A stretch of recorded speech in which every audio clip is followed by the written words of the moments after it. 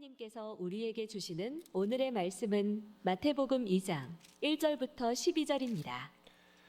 헤롯 왕 때 예수께서 유대 베들레헴에서 나심에 동방으로부터 박사들이 예루살렘에 이르러 말하되 유대인의 왕으로 나시니가 어디 계시냐? 우리가 동방에서 그의 별을 보고 그에게 경배하러 왔노라 하니 헤롯 왕과 온 예루살렘이 듣고 소동한지라. 왕이 모든 대제사장과 백성의 서기관들을 모아 그리스도가 어디서 나겠느냐 물으니 이르되 유대 베들레헴이오니 이는 선지자로 이렇게 기록된 바 또 유대 땅 베들레헴아 너는 유대 고을 중에서 가장 작지 아니하도다. 내게서 한 다스리는 자가 나와서 내 백성 이스라엘의 목자가 되리라 하였음이니이다. 이에 헤롯이 가만히 박사들을 불러 별이 나타난 때를 자세히 묻고 베들레헴으로 보내며 이르되 가서 아기에 대하여 자세히 알아보고 찾거든 내게 고하여 나도 가서 그에게 경배하게 하라. 박사들이 왕의 말을 듣고 갈새 동방에서 보던 그 별이 문득 앞서 인도하여 가다가 아기 있는 곳 위에 머물러 서 있는지라. 그들이 별을 보고 매우 크게 기뻐하고 기뻐하더라. 집에 들어가 아기와 그의 어머니 마리아가 함께 있는 것을 보고 엎드려 아기께 경배하고 보배압을 열어 황금과 유황과 모략을 예물로 드리니라. 그들은 꿈에 헤롯에게로 돌아가지 말라 지시하심을 받아 다른 길로 고국에 돌아가니라. 아멘. 모두 자리에 앉아주세요. 예, 우리 추운 날씨 가운데 우리 또 예배하러 오신 성도들 환영합니다. 주일 복된 날 하늘 복 받으세요 하고 한번 5분 이상씩 우리 축복해 주시기 바랍니다. 하늘 복 받으세요. 예, 하늘 복 받으시기 바랍니다. 하늘 복 받으시기 바랍니다. 예, 하늘 복 받으세요. 예, 하늘 복 받으시기 바랍니다. 광고 겸 한 2가지 말씀드리고 설교를 시작하도록 하겠습니다. 오늘 오후 2시에 우리 성탄 축하 모임이 있습니다. 그래서 우리 어린아이서부터 또 어르신들까지 정말 준비를 어저께 제가 리허설 하는 것을 봤는데요. 정말 코로나 때문에 그동안 이런 모임이 없다가 같이 이렇게 축하하는 잔치인데 우리 다 참여하셔서 아주 어린아이들도 많이 이렇게 옵니다. 그래서 공연하는 아이들이 많은데 우리 어르신들이 적으면 좀 그렇잖아요, 그죠? 그래서 많이 참석하셔서 자리 꽉 채워서 우리 같이 기쁨의 잔치를 좀 했으면 좋겠습니다. 그리고 내일 우리 11시에 성탄 감사 예배 드리겠습니다. 마치고 나면 내일은 식사는 없습니다.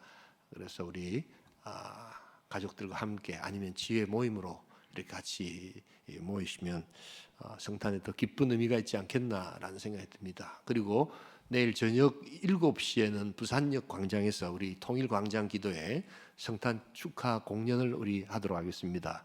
우리 조엘 합창단과 또 우리 많은 교인들 참여하셔서 그동안 이렇게 매주 북한 동포들을 위해서 기도하는 우리 또 통일광장 기도회에 우리 또 참석하셔서 함께 기도하는 시간들 가질 수 있기를 소원합니다. 통일광장 기도회는 온천교회에서 하는 것이 아니라 부산역 광장에서 합니다.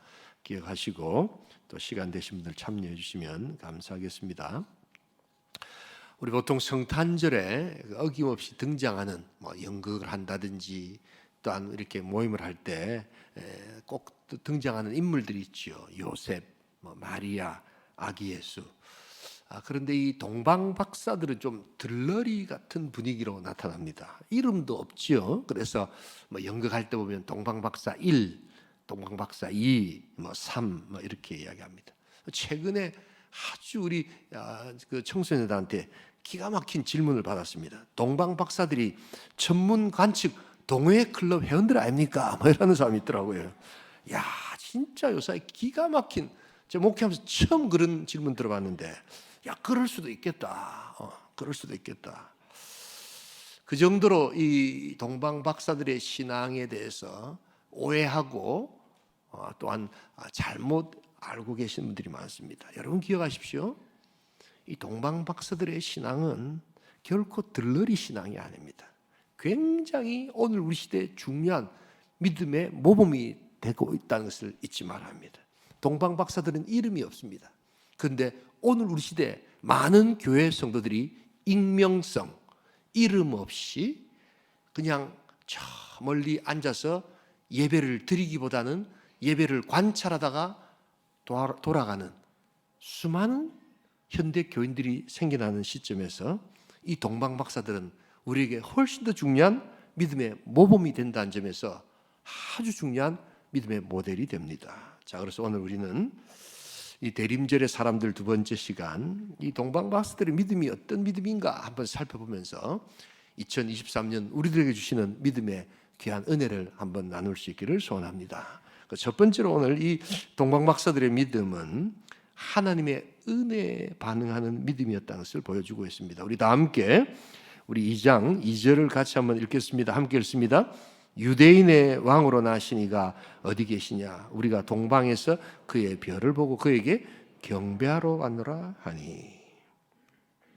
동방에서 온 박사들, 우리나라 분들이 박사학위 좋아하시죠. 그런데 그 PhD 박사학위는 아닙니다.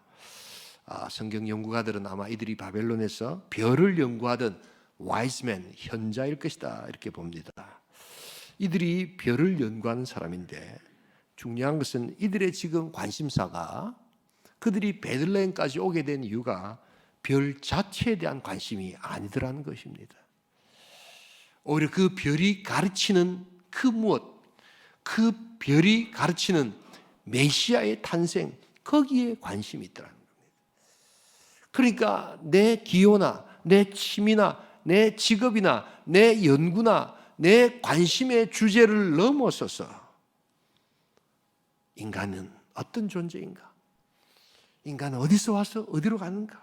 인간에게 치명적인 이 죄 문제는 어떻게 해결할 수 있는가 하는 그 메시아에 대한 영적 관심, 바로 그들이 그것을 가지고 있었더라는 것입니다. 그래서 오늘 이 마태는 오늘 이 본문을 쭉 살펴보시면 이들이 단순히 별이 좋아서 별은 내 가슴에 이런 마음으로 온 것이 아니라 별이 가르치는 그 아기 예수를 만나기 위해서 왔다라고 이야기하면서 그것이 바로 하나님의 은혜의 인도였다라고 이렇게 이야기하고 있습니다. 그들의 신앙 여정은 그들의 기호나 취미나 관심을 넘어서서 하나님의 인도하심과 은혜에 대한 반응이었다는 것을 우리가 알아야 한다는 것입니다. 이 종교개혁가 켈빈은 이것을 주석하면서 이 동방 박사들이 바라본 것은 하늘의 별이지만 사실은 그들의 영혼 가운데 있었던 본성의 빛을 보았다, 이런 표현을 씁니다. 이것이 은혜다라고 이야기합니다. 보통 우리 개혁주의에서는 인간의 마음을 크게 두 가지로 보지요. 인간의 마음 하면 심히 부패하고 타락한 죄악된 본성의 공간을 이 마음으로 봅니다. 굉장히 마음이 우리 인생은 타락했다라고 봅니다. 그러나 또한 동시에 성령이 새롭게 하시고 성령의 은혜가 임할 때 여기서 중생의 역사가 일어나는 것, 거듭남의 역사가 일어나는 것도 마음이다. 그래서 하나님께서 일하시는 일터가 우리의 또한 마음이 될 줄 믿습니다. 우리 마음 안에서 하나님이 일하신다는 것입니다. 바로 그 본성의 빛이 비칠 때 거기에 반응할 수 있는 것이 바로 우리의 마음이라는 것입니다.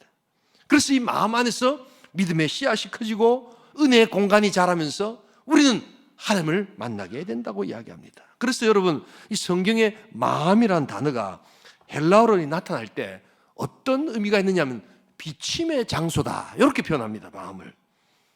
뭐가 비치는 겁니까? 진리의 빛이 비치고 은혜의 빛이 비치고, 그래서 영광의 빛이 보이는 바로 그 마음에 반응할 때 하나님께서 그 인생을 하나님의 능력으로 이끌어 주실 줄 믿습니다.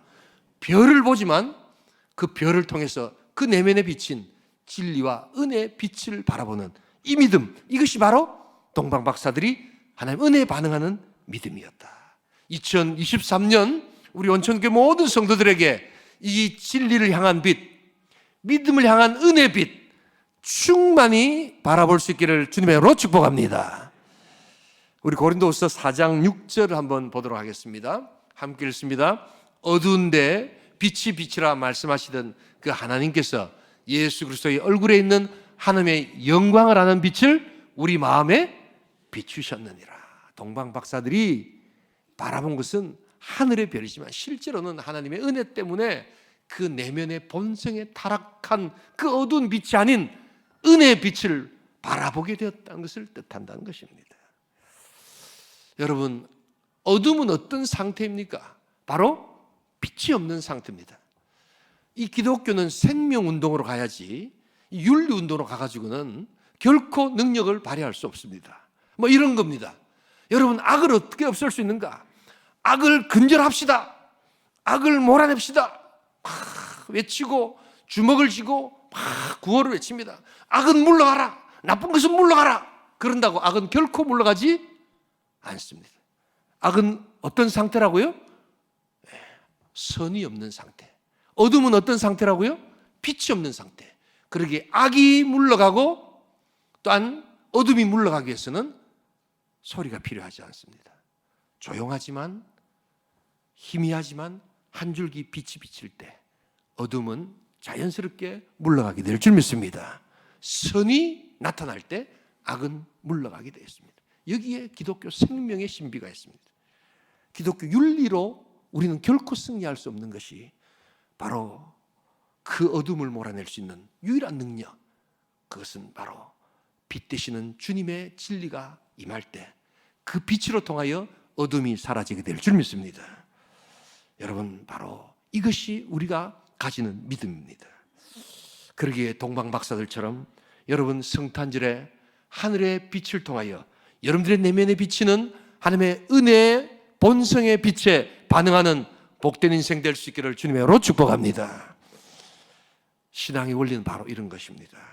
믿고 알아가는 것입니다. 여러분, 신앙생활을 이렇게 깊이 하지 못하시는 분들이 있어요. 이런 분들이 주로 가지고 있는 자세가 뭘 좀 알고 나면 내가 열심히 믿을 거다. 뭘 좀 알고 나면 지금 뭐 잘 모르니까 뭐 알고 나서 내가 막 이렇게 교회를 열심히 할 거다. 그런 분들은 평생 가도 교회를 열심히 못 합니다. 그냥 믿고 나와야 합니다. 믿고 나아가면 우리가 몰랐던 것을 하나님께서 알게 하여 주실 줄 믿습니다. 이게 참 믿음입니다. 은혜 받고 행동하는 것이지 내가 행동을 잘해서 어떻게 공로를 세우면 하나님께서 구원을 주실 것이다. 그것은 믿음의 원리와 전혀 맞지 않습니다. 먼저 하나님의 은혜를 구하십시오. 그리고 하나님께서 주시는 그 진리의 빛으로 여러분들의 삶을 변화시킬 수 있기를 소원합니다. 내 힘으로, 내 능력으로, 내 결심으로 신앙생활이 되어지지 않는다는 것을 여러분 알아야 합니다. 그리고 내가 죽을 때 하나님은 우리를 살려주시는, 죽어야 사는 하나님의 신앙의 원리가 있다는 것을 알아야 합니다. 바로 동방 박사들이 베들레헴까지 달려가게 되었던 그 힘, 그것은 자신들이 별에 대한 관심이 있어서가 아니라 자기 내면의 본성에 비친 하나님의 은혜의 빛에 반응할 때 그들은 멀고 긴 그 길을 쫓아서 베들레헴까지 달려올 수 있었다는 것을 잊지 말아야 합니다. 여러분, 그러기에 이번 성탄에 이런 믿음의 도약이 한번 있기를 주님의 이름으로 축복합니다. 그래서 믿어볼까? 좀 열심히 해볼까? 이렇게 왔다 갔다 하시는 분은 그냥 믿고 나오시면 돼요. 그냥 봉사하시면 돼요. 그냥 행하시면 돼요. 그리고 나면 하나님께서 그 다음에 왜 그것이 필요했는지를 가르쳐 주실 줄 믿습니다. 세상 말로 너무 재면 믿음은 잘하지 않습니다. 믿음은 그냥 하나님께서 주시는 마음 가운데 그 본성의 빛 가운데 그냥 순종할 때 하나님께서 이끄시는 하늘의 역사인 줄 믿습니다. 이번 2023년 동방 박사들의 믿음이 충만할 수 있기를 주님의 이름으로 축복합니다. 두 번째로 오늘 이 믿음은 하나님 은혜에 반응하는 믿음이며 두 번째는 소동을 이겨내는 믿음이라는 것을 보여주고 있습니다. 우리 다 함께 3절 4절 같이 한번 읽어보겠습니다. 헤롯 왕과 온 예루살렘이 듣고 소동한지라 왕이 모든 대제사장과 백성의 서기관들을 모아 그리스도가 어디서 나겠느냐 물으니. 여러분, 우리는 보통 이렇게 그 성탄절 하면 성탄절에 대한 아주 그 전통적인 이미지가 있죠.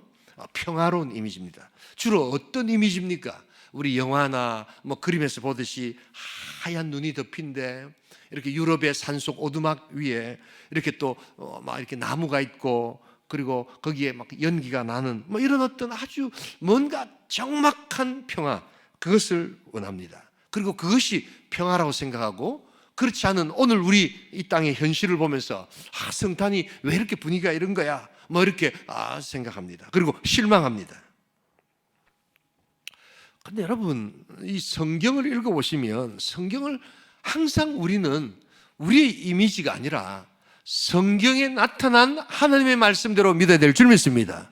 그래서 오늘 성경을 읽어보시면 이 성탄 즈음에 굉장한 소동이 있었다는 것을 알게 됩니다. 엄청난 시끄러운 일들이 일어납니다. 그것은 왜 그렇습니까? 어디서 일어났습니까? 바로 헤롯 대왕과 그 헤롯 대왕의 왕궁이 있는 예루살렘에서 일어납니다.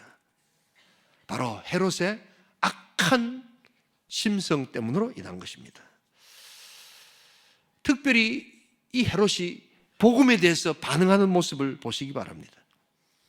이 헤롯 대왕은 원래 다윗 왕권의 합법적 계승자가 아닙니다. 그는 부분적인 유대인이었습니다. 야곱이 아닌 에서의 후손이었습니다. 그런데 자신을 굉장히 신실한 유대인으로 이렇게 가장했습니다.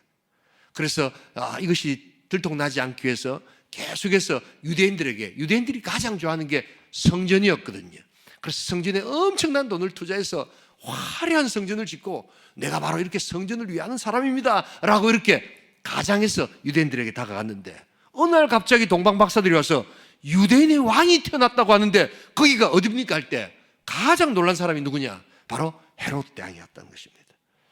그리고 그 예수님이 태어난 기쁜 소식, 그 복음의 소식은 헤롯에게는 가장 악한 소식, 그리고 예수를 죽이고자 하는 그러한 마음을 일으키는 소식이 되었다는 것입니다. 왜 그렇습니까?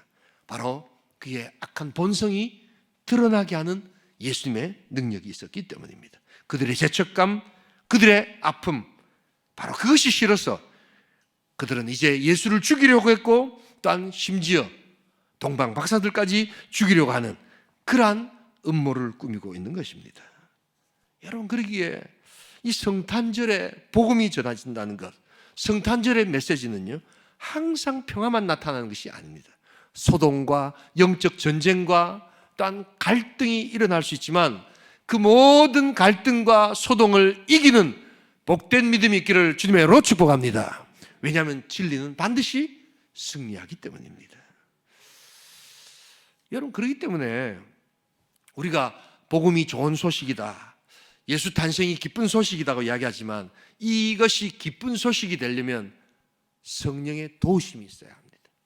성령께서 우리의 귀와 우리의 마음과 우리의 마음을 열어서 정말 기쁜 소식이군요 라고 고백하게 해야지 이게 좋은 소식이지, 복음이 전해진다고 해서 무조건 아기 예수가 탄생했다고 해서 무조건 다 좋은 소식입니다 라고 하지 않는다는 것을 잊지 말아야 합니다. 오히려 그들에게는 복된 소식이 아니라 그들에게 죄책감을 일으키는 악한 소식이요, 그래서 영적 전쟁이 시작되는 바로 그러한 소식이라는 것을 잊지 말아야 합니다. 복음이 전달되는 곳에 소동이 있다는 것을 여러분 기억할 수 있기를 소원합니다. 막연한 평화를 여러분 기다려서는 안 됩니다. 오히려 진정한 평화는 전쟁을 준비하는 가운데 일어나는 평화지, 어찌 되겠지라고 하는 평화는 아무것도 없다는 것을 여러분 잊지 말아야 합니다. 성탄절 평화의 소식을 전하지만 여전히 소동 가운데 있는 우리의 심령 가운데, 우리의 환경 가운데 하나님의 진정한 승리가 있는 믿음이 있기를 주님의 이름으로 축복합니다. 마지막 한 가지, 오늘 이들의 믿음은 하나님의 은혜에 반응하는 믿음이며, 두 번째는 소동을 이겨내는 믿음이고, 세 번째는 아기 예수 앞에 예배자로 서는 믿음이라는 것을 보여주고 있습니다. 우리 다 함께 11절을 같이 한번 읽어보겠습니다. 집에 들어가 아기와 그의 어머니 마리아가 함께 있는 것을 보고 엎드려 아기께 경배하고 보배압을 열어 황금과 유황과 모략을 예물로 드리니라. 동방박사들의 관심은 별이 아니었습니다. 바로 그 별이 머무는 곳에서 태어난 아기 예수, 바로 그분을 경배하는 것, 그분을 예배하는 것이었습니다. 여러분, 그러기에 마태복음이 시작되면서 제일 먼저 아기 예수를 만난 사람들의 한결같은 모습은 다 왕이신 예수께 예배자로 서는 것이었습니다. 여러분, 그런 점에서 이 오늘 동방박사들은 오늘 이 익명 가운데 이름을 나타내지 않고 그냥 잠깐 교회 와서 예배를 관찰하다가 떠나는 수많은 현대인들이 생겨나고 있는 이 한국교회, 중요한 예배 모범이 된다는 것을 잊지 말아야 합니다. 그들이 만난 예수, 그들이 지금 고백하고 있는 예수, 그분은 바로 아기시지만 나의 왕이십니다, 우리의 왕이십니다 라고 고백하는 예배자의 모범을 배울 수 있기를 주님의 이름으로 축복합니다. 어디서 어떻게 예배를 배울 것인가? 바로 동방박사들의 예배 모습을 보시기 바랍니다. 그들은 주님을 만나기 위해서 긴 여행을 준비했습니다. 그리고 진리의 본성의 빛에 반응하고 믿음으로 나왔습니다. 그리고 가장 귀한 것을 그들은 하나님께 드립니다. 왜냐하면 그분은 왕이시기 때문입니다. 황금과 유황과 모략은 당시 왕에게 드리는 예물이기도 했습니다. 그분은 그래서 왕이시기에 우리가 굽혀 경배합니다. 예배드리겠습니다. 주님만이 우리의 왕이십니다 라고 그들은 아기 예수를 만나자마자 예배자로 서는 모습을 보게 됩니다. 여러분, 2023년 여러분들의 예배가 주님 앞에 올려드리는 예배가 될 수 있기를 주님의 이름으로 축복합니다. 왜냐하면 그분은 우리의 왕이시기 때문입니다. 이 세상 많은 문제들을 이렇게 가서 보면요, 그게 가정이든 지금 나라든 그 다음에 자기의 삶의 고통이든 가만히 보면 여러 가지 문제가 있지만 거의 대부분 귀결되는 것, 그것이 뭡니까? 누가 왕 노릇하느냐? 가정에서 누가 왕 노릇하느냐? 직장에서 누가 권위를 잡고 왕 노릇하느냐? 내 삶에 왜 이렇게 고통이 많고 어떤 어려움이 많으냐? 바로 내가 모든 것을 다 결정해야 되는 그런 왕 노릇하려고 하는 그 10년 가운데 삶의 아픔은 시작됩니다. 그러나 2023년 우리 아기 예수로 오신 우리 왕신 예수 그리스도 앞에 주님만이 우리의 왕이십니다라고 고백하는 인생 될 수 있기를 소원합니다. 그래서 가정을 하나님께 올려드리고 내 모든 결정을 성령에 의지하고 그리고 하나님께서 주시는 그 지혜로 왕이시여 나의 삶에 당신의 지혜와 권능을 허락하여 주시옵소서라고 고백할 때 동방박사의 복된 고백이 여러분들의 삶의 고백이 되실 줄 믿습니다. 이 왕되심을 고백하는 겁니다. 그렇게 겸손히 자기를 낮추고 내가 나의 삶의 왕이 아니라 하나님, 주님만이 왕이십니다.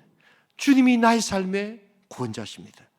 이것을 고백하는 2023년의 성탄절 될 수 있기를 주님의 이름으로 축복합니다. 이 그림을 하나 보면서 설교를 마무리하겠습니다.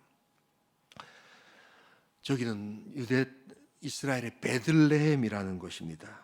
베들레헴에 예수님이 태어나셨죠. 그래서 사람들이 생각하기를 저 장소에서 예수님이 태어났을 것이다 라고 생각해서 교회를 하나 지었습니다. 지금도 있는 교회입니다. 그래서 예수 탄생 기념교회다라고 이렇게 부릅니다.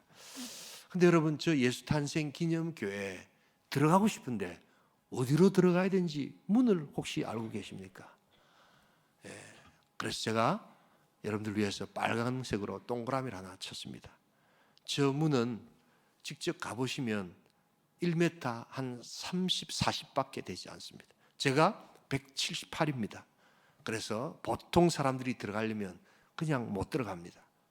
아주 숙여서 허리를 깊이 숙여서 들어가지 않고서는 들어갈 수가 없습니다. 저 문은 또한 한 사람밖에 못 들어갑니다. 여러 명 못 들어갑니다. 그래서 줄을 쫙 서가지고 차례차례로 머리를 숙여서 들어가면 저 안에 들어가면 저보다 조금 더 큰 문이 또 하나 또 있습니다. 그리고 그 다음에 들어가고 나면 비로소 엄청나게 큰 교회당이 탁 나타납니다. 저기 바로 예수 탄생하신 곳에 세운 예수 탄생 기념교회입니다. 처음에는 말들이 막 들어오는 것을 막기 위해서 저렇게 문을 만들었는데 점점점 작아지면서 사람들도 겸손히 우리 아기 예수의 나심을 바라봐야 된다라는 마음으로 그렇게 저렇게 문을 만들었습니다. 지금도 있습니다. 여러분, 아기 예수의 나심을 우리가 바라볼 때 겸손히 머리 숙여 우리의 마음을 들여 아기 예수를 왕으로 예배하는 복된 인생 될 수 있기를 주님의 이름으로 축복합니다. 모두가 다 왕이 되려고 하는 시대에, 모두가 자기 삶에 딴 왕이 되려고 하는 시대에 이 2023년 동방박사의 믿음, 그것은 바로 겸손히 머리 숙여 우리 아기 예수께 경배하며 주님만이 나의 왕이십니다. 주님만이 우리 가정의 왕이십니다. 주님이 나의 연구와 나의 비즈니스와 나의 생업의 왕이십니다를 고백하는 그러한 인생들을 우리 주님은 찾고 계신다는 것을 잊지 말아야 합니다. 이 복된 믿음의 도약과 고백이 2003년, 2023년 우리 모든 성도들에게 있기를 주님의 이름으로 축복합니다. 주님만이 우리의 왕이십니다. 우리 겸손히 그분께 가서 황금과 유황과 모략, 내 삶에 가장 소중하다고 하는 시간과 내 물질과 내 생명까지 드리면서 주님을 왕으로 고백할 때 2023년 여러분들의 성탄은 참으로 복된 성탄이 되게 될 줄 믿습니다. 우리 은혜에 반응하십시다. 본성의 빛을 찾아 우리 떠나십시다. 우리 주님은 우리를 이끌어 주실 것입니다. 또한 하느님의 복음의 좋은 소식이 전달될 때는 소동이 일어난다는 것을 잊지 말아야 합니다. 우리들이 생각하는 그러한 위장된 평화가 아닌 그 어떤 환경 가운데서도 복음이 던져질 때 하나님은 반드시 승리를 주실 것이라는 믿음의 영적 싸움을 싸우는 그러한 준비를 하십시다. 그리고 동방박사의 믿음은 들러리가 아니라 바로 믿음의 최고봉이요 주님만이 우리의 왕이십니다라고 하는 그 고백, 나의 고백, 우리의 고백 되게 하여 주시옵소서. 고백하시면서 우리 귀한 성탄절 하나님 앞에 올려드리는 복된 공동체, 복된 성도 될 수 있기를 주님의 이름으로 축복합니다. 우리 시간 한번 기도하기를 소원합니다. 예수 탄생 기념교회는 머리를 숙이지 않고 허리를 굽히지 않으면 들어갈 수 없는 문으로 되어 있습니다. 오늘 우리 예수님을 만나시기를 원하십니까? 그렇다면 겸손히 주님 앞에 엎드리시기 바랍니다. 예배자로 서야 합니다. 관찰자가 아니라 예배자로 서는 것입니다. 주님 오셔서 내 마음의 왕이 되어 주시옵소서. 주님 오셔서 우리 가정의 왕이 되어 주시고 주님 오셔서 내 기업과 내 비즈니스의 왕이 되게 하여 주시옵소서.